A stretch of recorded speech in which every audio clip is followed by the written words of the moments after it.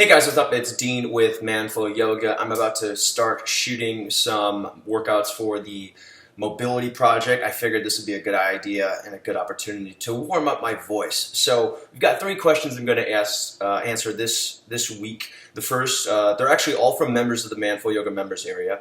The first is from Ralph Benitez, has to do with how to be efficient in your training and choosing his focus and sticking with it. Number two is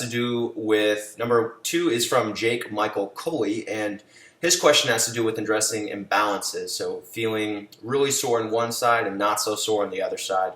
Number three is from Nicholas Newman, and this has to do with getting out of the mindset of leg day, chest day, and back day. So how to transition from a weight training program focused on addressing particular parts of your body in an aesthetic sort of way versus a more complete functional training program which involves full body workouts kind of every day.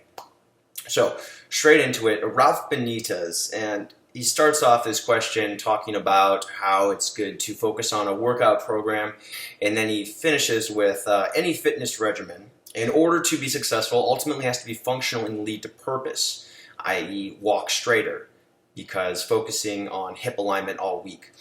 Skipping around is not as beneficial. What are your thoughts? So, Ralph, let me tell you what I personally do with my training and what I would recommend. So, this week and for the last 2 weeks, I've been focusing on lifting my arches as I walk. So, I have flat feet, and I had largely accepted this until about 2 years ago when I figured out that, wait, you can fix flat feet. So I've been doing a lot of walking on my arches, a lot of squeezing my toes toward my heels.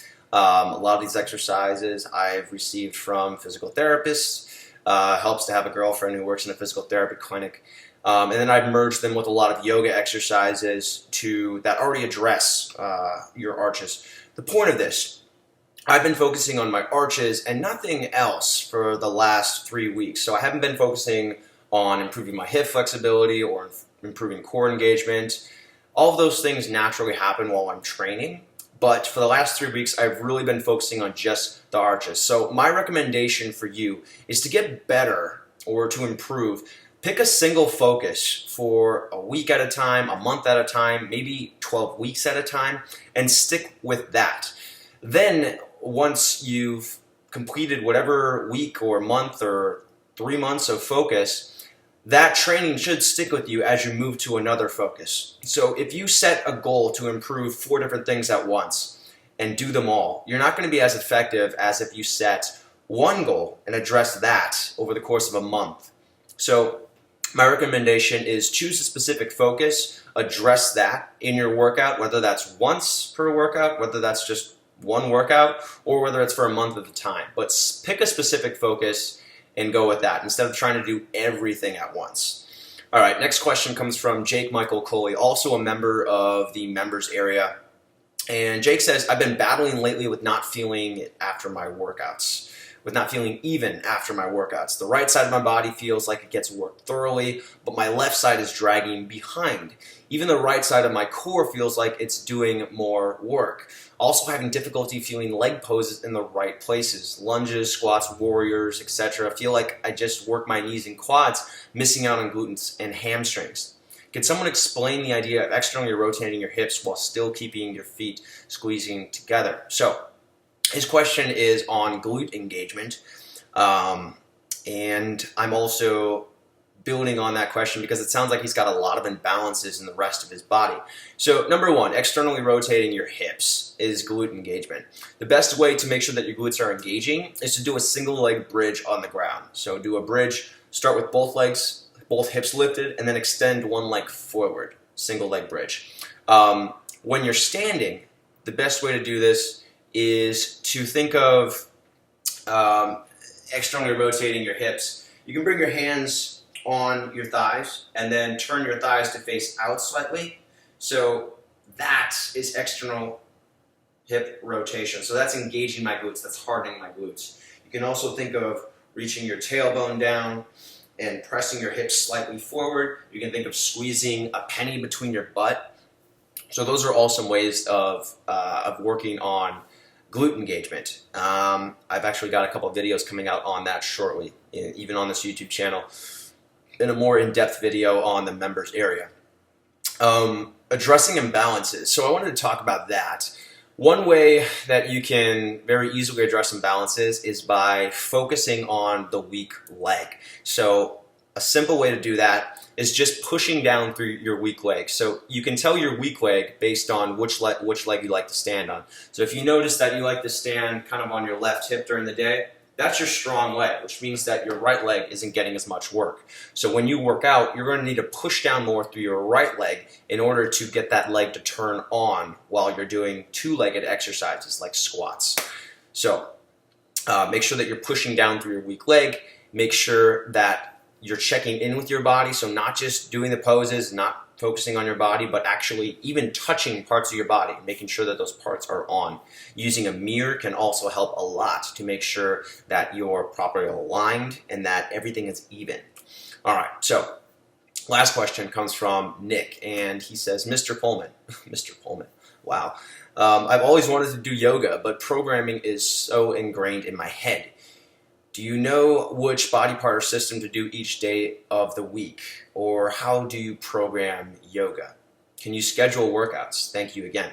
So, Nick, the first direct answer to your question is yes. So we have workout programs that I've selected from the members area, from the workout library, and then I put those into an order that makes sense, that's based on my knowledge of the workouts and my knowledge of my clients and what I would schedule for them.